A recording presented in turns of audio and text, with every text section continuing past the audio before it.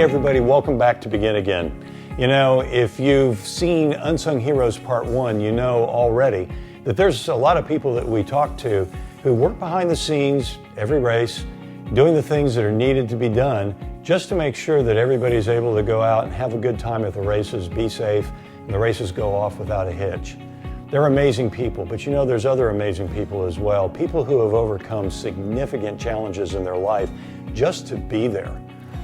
Part of the interviews that we did with our friend Kristen was also to have a conversation with a fellow competitor, Ed, and a friend, Bert, both Carters, both who have overcome their fight with cancer.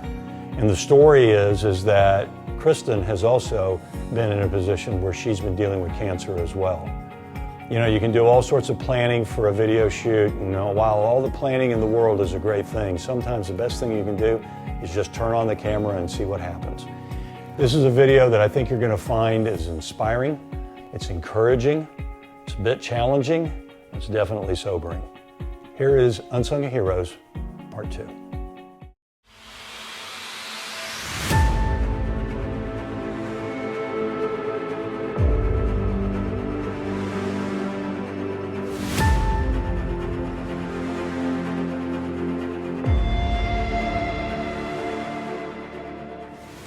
All right, we have Ed and Bert here. So glad to have you guys here. Thank you. How long have you been racing? I've been a year, racing for a year, and I don't know. I've been at it since I was about 8 years old. 8 years old, okay. That's quite a few years ago.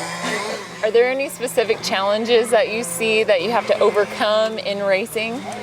Well, there is a physical element to getting into these go-karts and racing with guys that are 50 years younger, 40 years younger than we are.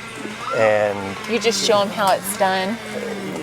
Sometimes. It's really old. But there's just the basic cardiovascular issue of who can oxygenate the most. Yes. We get tired sooner than they get tired. Yes. Especially in the heat, you struggle to breathe, you know. So after about 14 laps, I'm pretty much done, you know. I'm struggling to keep up then. Well, y'all are definitely doing a good job. You look pretty fit. Well, I used to be a runner. I ran all my life before I got into this. So. Yes, I met your wife. It sounds like it runs in y'all's, like, no Well, pun my wife and I intended. did- You run in your family. Like. My wife and I did a lot of running when we were younger, yeah.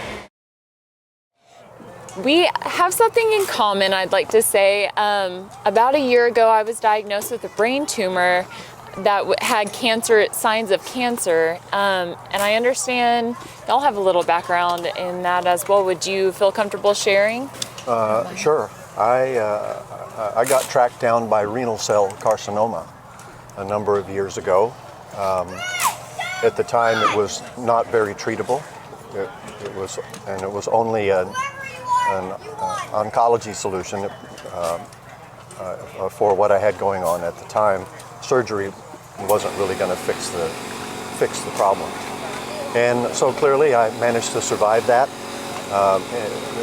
Very much in the small group from the sample size, and back to being able to live a normal life. But as you well know, the waiting was difficult, because you spend a lot of time in that year or so that you were talking about, not knowing, just waiting to find out, and there's not much harder to do than that. Yeah. So, what about you, Bert? Well, I had prostate cancer, and the problem with that is you don't know you got it. And I had a sore throat for about 6 months, and I decided to go to the doctor. I went to the doctor, and he said, I want to check your PSA. And he checked that, and he came back to me and he said, you need to go, you need surgery right away. So, because once the cancer gets out the prostate, then it's all over. So mine had got out a little bit, so I caught it in time. So they just took all the lymph nodes and took most of it out.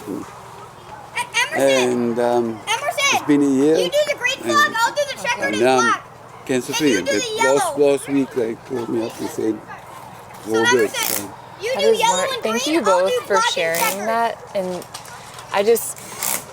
that's wonderful that both of y'all are cancer-free. Have you been cancer-free? Yes, yeah, Cancer-free. I'm cancer-free. When you heard that you were cancer-free, what were the emotions that y'all felt?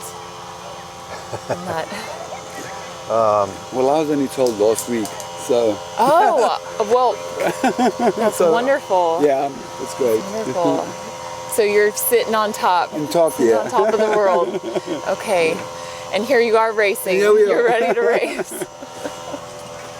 Having the diagnosis just left sort of an empty feeling, and then you're at that place of now you don't know. You have to wait to find out, Right. and your life is literally on the line, and that waiting time, there's nothing pleasant about waiting to hear kind of what the verdict is in terms of the medical people. What was your hope is source during that time? Well, I'm a Christian, so Yeah, me too too. easy. Me 3.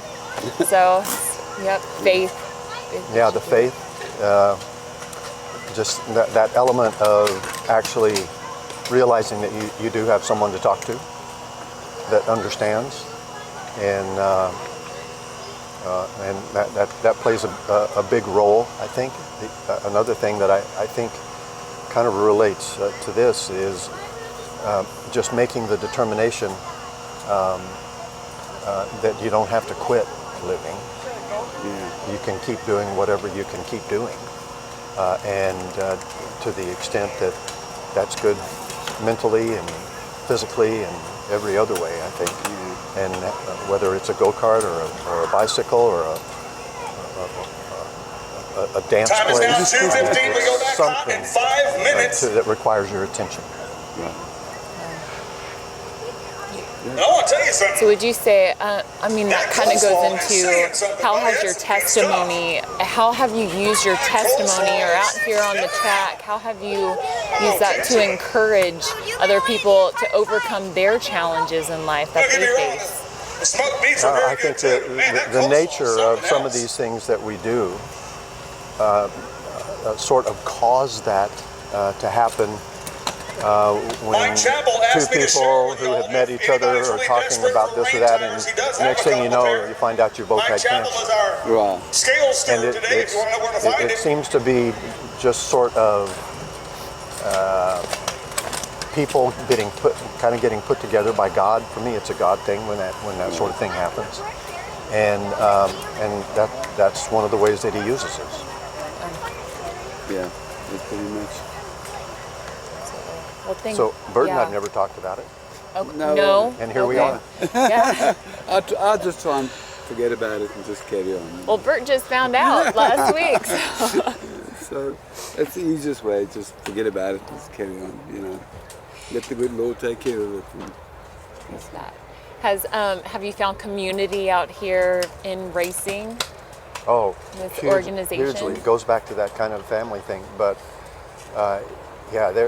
everybody out here would, in a moment, jump in to help anybody else that's out here without even being asked. It's just one of the. It's just one of the real positive things about this sport. Well, good luck out there today. Good luck in your first rain race. All right, thank you. Thank you. But yes, Thanks good for doing luck. this. All right.